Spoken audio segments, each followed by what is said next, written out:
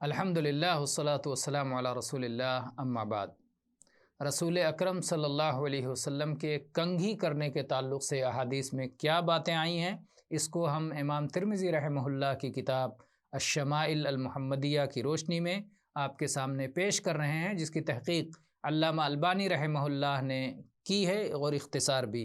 عائشہ رضی اللہ عنہ فرماتی ہیں کہ میں رسول اکرم صلی اللہ علیہ وسلم کے بالوں میں، آپ کے گیسو میں کنگھی کیا کرتی تھی جب کہ میں حالت حیض میں ہوتی تھی۔ اور اسی طرح سے عائشہ رضی اللہ عنہا ہی کی صحیح حدیث ہے، فرماتی ہیں کہ رسول اللہ صلی اللہ علیہ وسلم اپنے وضو اور طہارت کے معاملے میں داہنے طرف سے آغاز کرنے کو پسند فرماتے تھے، ایسے ہی جب کنگھی کرتے تو داہنے سے شروع کرنے کو پسند کرتے، اور ایسے ہی جب جوتی پہنتے تب اپنے داہنے طرف سے شروع کرنے کو پسند فرماتے۔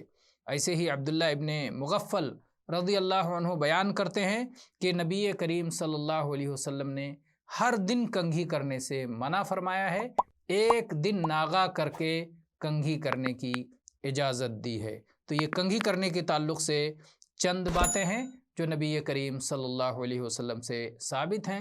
واللہ تعالی عالم والحمد للہ رب العالمین۔